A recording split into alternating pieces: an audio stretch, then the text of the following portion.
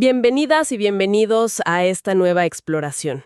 Hoy, nos metemos con una pregunta enorme, ¿no? ¿Por qué algunas naciones tienen tanta prosperidad y otras, apenas sobreviven? ¿Qué hay detrás de esa diferencia tan grande que vemos? Es la pregunta del millón, sí señora. Y la respuesta que vamos a desglosar hoy, que viene de investigaciones muy serias, es bastante directa y desafía muchas ideas comunes que andan por ahí. Nuestra guía principal van a ser los puntos clave de un libro muy influyente. ¿Por qué fracasan los países? Un trabajo que, ha tenido eco incluso entre premios Nobel. Busca responder justo eso. Exactamente. Y su tesis central, digamos, va un poco a contracorriente. Sostiene que la clave no está en la geografía, ojo. Exacto. Ni en la cultura tampoco, ni siquiera en si los líderes son, ignorantes o no saben qué hacer. El factor decisivo, argumentan, son las instituciones de un país. Instituciones. Suena importante, pero quizás un poco abstracto para empezar. Nuestra misión hoy es desentrañar esa idea, ver cómo funciona en la práctica, ¿no? Usando ejemplos históricos, ejemplos actuales que nos da el material. ¿Listos para entrarle a fondo? Sin duda. Vamos a hablar de las reglas del juego, digamos, tanto políticas como económicas. Reglas que, ojo, son creadas por la sociedad, no son naturales. Y la distinción clave es si son inclusivas. O sea, que incluyen a la mayoría. Eso, abren puertas. O si son extractivas, que están diseñadas para que una élite, un grupito, se beneficie a costa de todos los demás. Este marco, fíjate, nos ayuda a entender patrones históricos y también lo que pasa hoy. Hay un ejemplo muy gráfico que usan, el de Nogales, la ciudad partida en dos por la frontera entre México y Estados Unidos. Del lado de Arizona, se ve más orden, mejores servicios, más oportunidades económicas, ¿no? Ajá. Y cruzas la línea, unos metros nomás, y en Sonora, en México, la realidad es más dura. Es la misma gente, el mismo clima. ¿Qué es lo que cambia tanto en tan poco espacio? O pensemos en la península de Corea. Antes era un lugar bastante homogéneo culturalmente, étnicamente. Sí. Y hoy está dividida de una forma brutal. Un sur súper vibrante, tecnológicamente avanzado, y un norte, aislado, empobrecido, bajo una dictadura terrible. En los dos casos, Nogales y Corea, parece que las reglas básicas, esas instituciones que rigen la vida diaria, son radicalmente distintas. Y eso marca toda la diferencia. Así es. Hablemos primero de las buenas, digamos. Las instituciones inclusivas son las que aseguran los derechos de propiedad para amplios sectores de la sociedad, no solo para unos pocos privilegiados. Que puedas tener algo tuyo y saber que no te lo van a quitar fácilmente. Exacto. Que se hagan cumplir los contratos, que promuevan condiciones más o menos parejas para competir, que incentiven invertir en nuevas ideas, en educación, en tecnología, que la gente pueda participar en la economía con cierta seguridad, ¿no? Y para que funcionen, claro, se necesita un Estado. Un Estado que pueda hacer cumplir esas reglas, que dé seguridad, servicios básicos, lo que Weber llamaba el monopolio legítimo de la fuerza, ¿cierto? Fundamental. Un Estado que sea centralizado, que tenga capacidad, pero que a la vez esté limitado, controlado por la sociedad. No un poder absoluto. Ejemplos de sociedades que, con muchas idas y vueltas, se movieron en esa dirección. Gran Bretaña después de la Revolución Gloriosa de 1688, Estados Unidos después de su independencia, Corea del Sur después de la guerra, cada uno con sus matices, claro. Ok, esas son las inclusivas. Y la otra cara de la moneda, las extractivas. Esas son, el polo opuesto. Están diseñadas por y para una élite chiquita. ¿Con qué fin? Pues para extraer riqueza del resto de la población. Sacarle el jugo a la mayoría. Tal cual.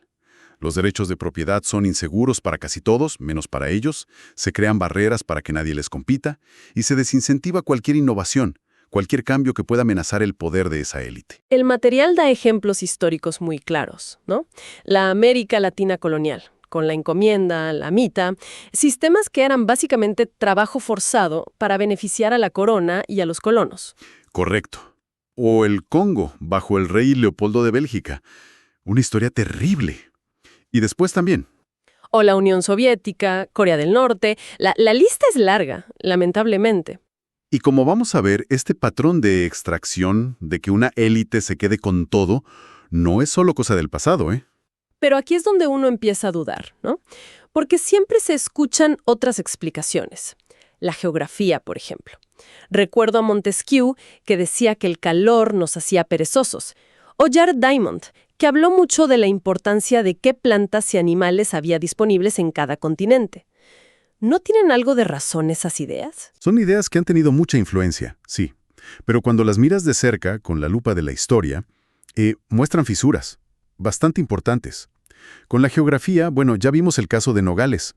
La geografía es la misma a ambos lados de la valla. Cierto, y es muy llamativo esto que mencionan. Las civilizaciones precolombinas más avanzadas, como los aztecas, los incas, estaban en zonas tropicales o andinas. Regiones que hoy, curiosamente, no son las más ricas de América. Exacto. Y Norteamérica, que al principio parecía como menos interesante para los europeos, terminó desesperando, pero porque adoptaron otro tipo de instituciones, ¿no? Precisamente. O piensa en las enfermedades tropicales en África. Muchas veces son más una consecuencia de la pobreza y de tener instituciones débiles que no pueden montar sistemas de salud pública efectivos, más que la causa original de esa pobreza. La Inglaterra del siglo XIX, por ejemplo, era un lugar muy insalubre, pero el desarrollo institucional permitió combatirlo con el tiempo. Entiendo. Y lo de las especies de Diamond. Bueno, explica diferencias muy antiguas, sí, pero no explica también la enorme diferencia de riqueza que vemos hoy en la era moderna. Ni por qué Norteamérica le sacó tanta ventaja a Sudamérica, si ambas tenían acceso a tecnologías europeas eventualmente. Parece que la geografía sola como que no alcanza para explicarlo todo. ¿Y qué me dices de la cultura? La famosa ética protestante de Weber, o esa idea tan repetida de una cultura hispánica versus una anglosajona para explicar las diferencias en las Américas. Mira de nuevo Nogales, o las Coreas. La cultura original era muy similar. Sugiere que la cultura a veces es más bien una consecuencia de vivir bajo instituciones distintas durante mucho tiempo, más que la causa inicial. Que las reglas te van moldeando, digamos. Algo así. Y dentro de la propia América Latina, la cultura hispánica no explica por qué, no sé, Argentina o Chile históricamente tuvieron momentos de mayor prosperidad que Perú o Bolivia, si la herencia cultural es parecida. Además, fíjate el despegue económico tan rápido de varios países de Asia Oriental en las últimas décadas. Eso demuestra que las culturas no son bloques de cemento, no son estáticas, cambian, y muchas veces cambian como respuesta a los incentivos que les dan las instituciones. Vale. Entonces, si descartamos geografía y cultura como los factores principales, nos queda una hipótesis. ¿La ignorancia? ¿Será que los líderes de los países pobres simplemente no saben qué hacer? ¿Les faltan buenos economistas, buenos consejos? A ver, parece difícil sostener eso en la mayoría de los casos. El ejemplo de Ghana, después de la independencia, es muy ilustrativo. Líderes como Nkrumah e incluso su opositor Busia después tenían acceso a economistas de primer nivel mundial. Sabían perfectamente que ciertas políticas, como crear industrias estatales súper ineficientes o poner controles de precios absurdos, eran malas para la economía en general. ¿Y entonces por qué lo hacían? Si sabían que no funcionaba, por puro cálculo político. Esas políticas, aunque fueran un desastre económico para el país, les servían a ellos. Les permitían repartir favores, recursos, puestos, a sus bases de apoyo, a los grupos que los mantenían en el poder. Compraban lealtades, básicamente. O sea, se aferraban al poder. Exacto. Las políticas extractivas, aunque empobrezcan al país, suelen ser políticamente muy convenientes para la élite que está arriba. No es ignorancia, es el incentivo perverso que crea el propio sistema extractivo. Prefieren mantener el control así, aunque el país no avance. Entendido.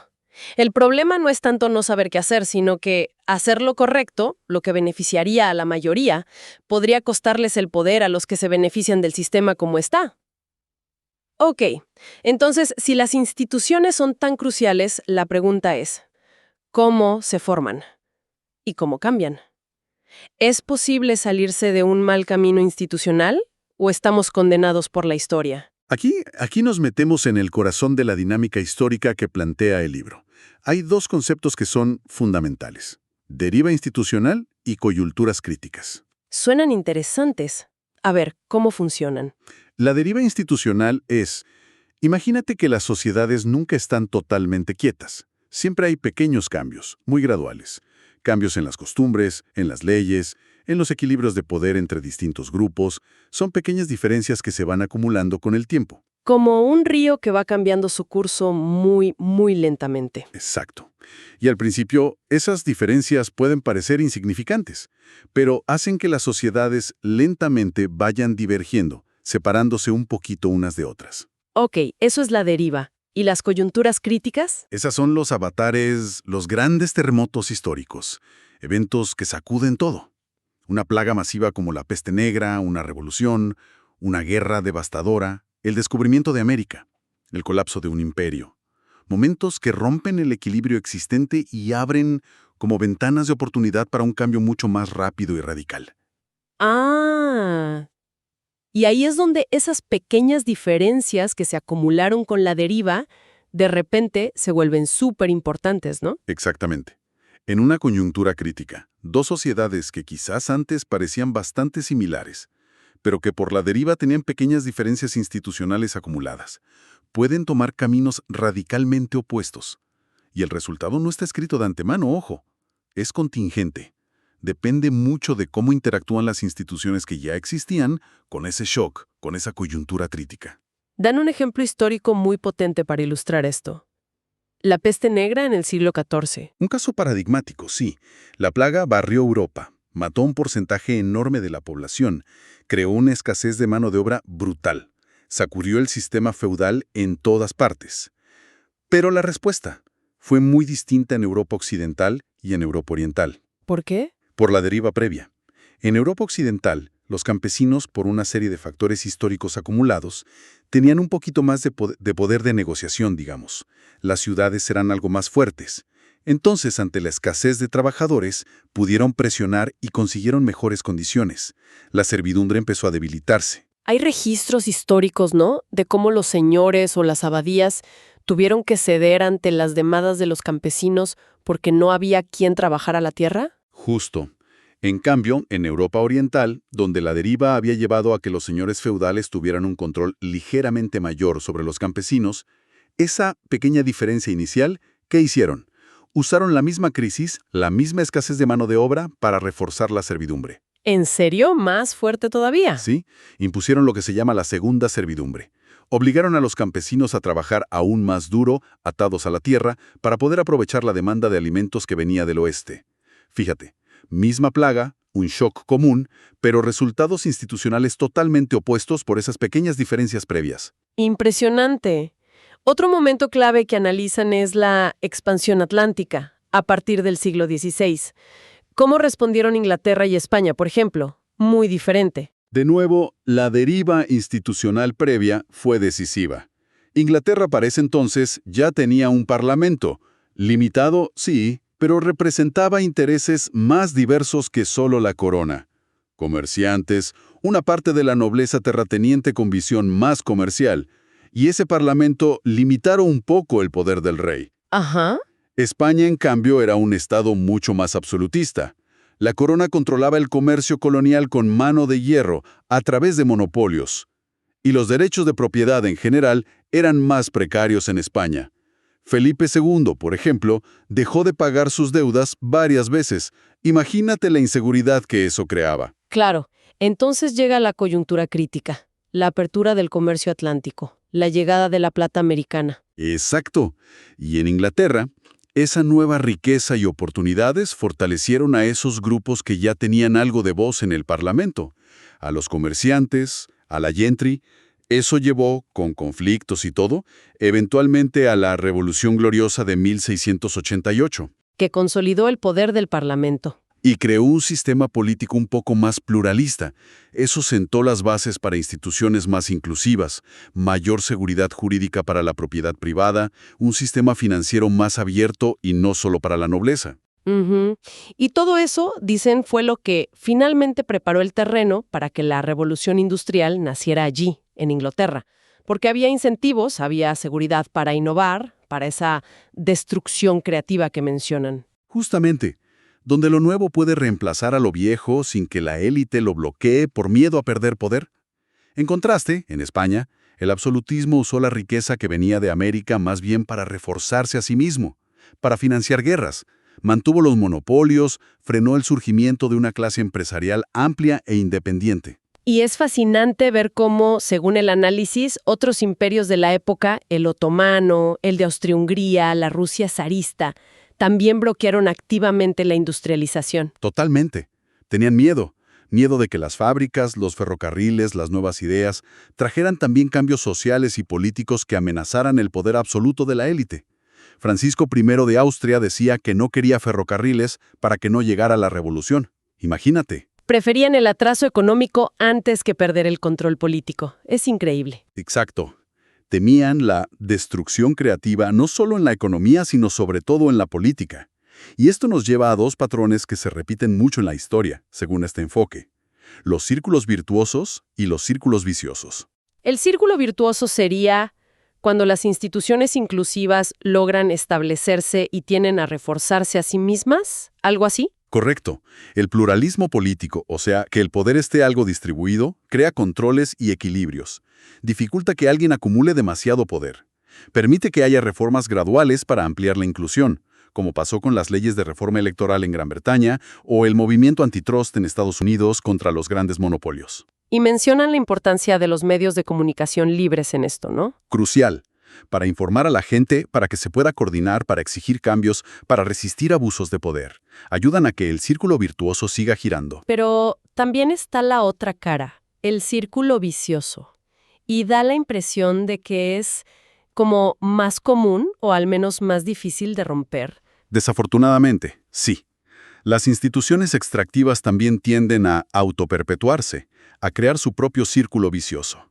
La élite que está en el poder usa ese poder político para diseñar reglas económicas que la beneficien, que le permitan extraer riqueza. Y con esa riqueza Consolidan aún más su poder político. Compran lealtades, financian ejércitos o grupos que los protejan, manipulan elecciones, controlan la justicia. Es un ciclo muy, muy difícil de romper desde adentro. el material está lleno de ejemplos de esto. Mencionan Sierra Leona, donde cada nueva élite que llegaba al poder, los colonizadores, los líderes postindependencia, hasta los señores de la guerra, simplemente adaptaba el sistema extractivo para su propio beneficio. Exacto. O Guatemala, donde las élites cafetaleras bloquearon la construcción de infraestructura en otras zonas para mantener sus monopolios y el control sobre la mano de obra indígena. O lo que llaman la ley de hierro de la oligarquía. ¿Qué es eso?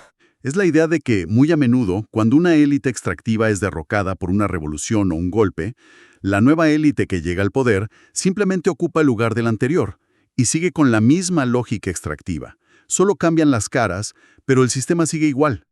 Dan el ejemplo de Etiopía. Cayó el emperador Haile Selassie, llegó un régimen militar supuestamente revolucionario, y terminaron siendo igual o más brutales y extractivos. Esa ley de hierro suena como una trampa muy poderosa. Explica por qué el cambio real, profundo, es tan complicado, ¿no?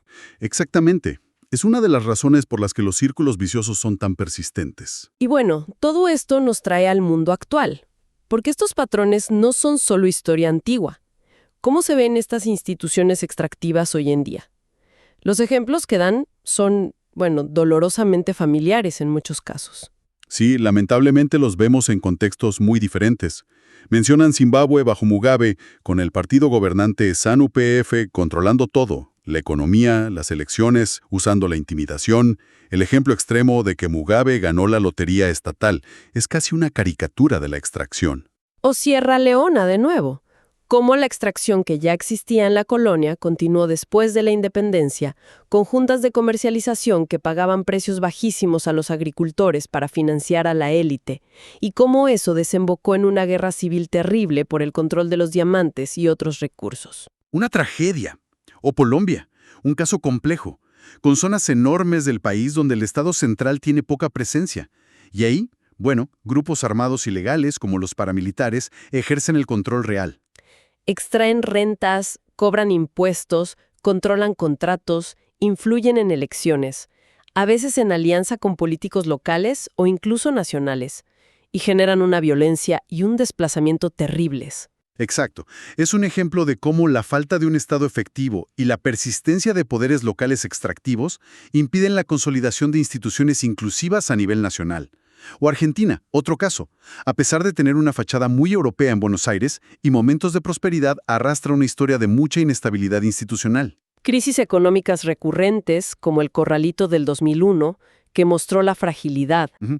Y una dinámica política donde a menudo el poder se usa para beneficiar a grupos específicos, con provincias del interior que tienen historias largas de caudillismo y pobreza, y un sistema político nacional a veces muy clientelar. Mencionan la facilidad con que Perón o Menem pudieron manipular la Corte Suprema como señal de debilidad del pluralismo. También hablan de Uzbekistán bajo Karimov como un ejemplo de autoritarismo extremo postsoviético. Represión política total, elecciones que son una farsa. Y una explotación económica descarada. El ejemplo del trabajo forzado, incluso infantil, en la cosecha de algodón para beneficio directo de la élite conectada al régimen es terrible. O cómo le expropiaban empresas a cualquiera que les molestara. O Egipto antes de la primavera árabe. Bajo Mubarak parecía que había cierta liberalización económica, pero por debajo era un capitalismo de compadres. Tal cual, sectores clave como el acero, las telecomunicaciones, el cemento, dominados por empresarios súper conectados al partido gobernante. Se beneficiaban de contratos del Estado, de crédito fácil, de barreras para que nadie más entrara a competir. Las privatizaciones, en muchos casos, fueron para ellos. Y luego está el caso de China. ¿Qué es? Complejo, ¿no? Porque ha tenido un crecimiento económico espectacular, innegable. Impresionante, sí. Pero, y este es el gran pero según el libro, bajo instituciones políticas que siguen siendo profundamente extractivas. El Partido Comunista mantiene un control absoluto sobre todo. La burocracia, el ejército, los medios, la justicia, gran parte de la economía. Entonces, ¿cómo explican el crecimiento? Argumentan que ha sido posible por una combinación de factores. Mover recursos de la agricultura ineficiente a la industria, copiar y adaptar tecnología de otros países, y que el Estado chino, aunque extractivo, sí tiene capacidad para imponer cierto orden y realizar inversiones masivas. Pero que este modelo tiene límites inherentes. La falta de derechos de propiedad realmente seguros para cualquiera que desafíe al partido, la falta de verdadera destrucción creativa, porque el partido no va a permitir innovaciones que amenacen su control, el control férreo de la información, todo eso plantea dudas sobre si este crecimiento puede ser sostenible a largo plazo. Y además, contradice la idea de que el crecimiento económico lleva automáticamente a la democracia. China muestra que no necesariamente. Es mucho para procesar. Si intentamos como resumir la idea central de todo este análisis tan amplio. Yo diría que la conclusión principal es potente. Las enormes diferencias de riqueza y bienestar que vemos entre los países del mundo no se explican fundamentalmente ni por la geografía, ni por la cultura, ni porque unos líderes sean más listos que otros. La evidencia histórica y económica apunta de forma bastante abrumadora a las instituciones políticas y económicas que cada sociedad ha ido construyendo a lo largo de su historia. Y que esas instituciones pueden ser de dos tipos básicos. Las inclusivas, que distribuyen el poder de forma más amplia, protegen derechos y crean oportunidades para mucha gente. Y esas son las que tienden a generar prosperidad compartida y duradera. Exacto. Mientras que las sociedades que están dominadas por instituciones extractivas, las que concentran el poder y la riqueza en manos de una élite pequeña y cierran las puertas a la mayoría, esas tienden a caer en círculos viciosos de estancamiento, conflicto y pobreza para casi todos, menos para la élite. Y queda clarísimo que la historia pesa muchísimo. Esas pequeñas diferencias iniciales, esa deriva institucional, magnificadas por los grandes eventos, las coyunturas críticas, nos ayudan a entender por qué unos países tomaron un camino y otros, uno muy, muy diferente. Tal cual. Y romper esos círculos viciosos extractivos, como vimos con la ley de hierro de la oligarquía, es increíblemente difícil. Pero, y esto es clave, no es un mensaje totalmente pesimista, no es imposible. El libro también menciona ejemplos de cambios positivos. ¿Cómo cuáles? Lo que sugiere entonces que las soluciones fáciles o impuestas desde fuera, como a veces se piensa con la ayuda internacional o con recetas técnicas, a menudo no funcionan si no se ataca la raíz del problema. Exacto. Si no se cambia la estructura de poder y las instituciones políticas que están debajo. Muchas veces la ayuda externa termina siendo capturada por las mismas élites extractivas. Entonces, ¿dónde estaría la clave para el cambio? Según este análisis, la clave parece residir en un proceso más bien interno, de empoderamiento de la sociedad, en la formación de coaliciones amplias que incluyan a distintos grupos que luchen por conseguir instituciones más inclusivas. Un proceso que, como decíamos, a menudo necesita el apoyo de medios de comunicación libres para poder articularse, para coordinarse, para ganar fuerza. Y esto, bueno, nos deja pensando en algo para explorar más allá, ¿no? Si las élites que se benefician tanto de las instituciones extractivas luchan con uñas y dientes para mantenerlas, y si los círculos viciosos son tan pegajosos, tan resistentes, ¿qué se necesita realmente? Más allá de tener suerte con una coyuntura histórica favorable, para que una sociedad pueda forjar esa coalición amplia, esa voluntad colectiva tan fuerte que sea capaz de vencer esa resistencia, de romper el molde y empezar ese camino tan difícil hacia la inclusión de verdad. ¿De dónde sale esa chispa que enciende una transformación duradera?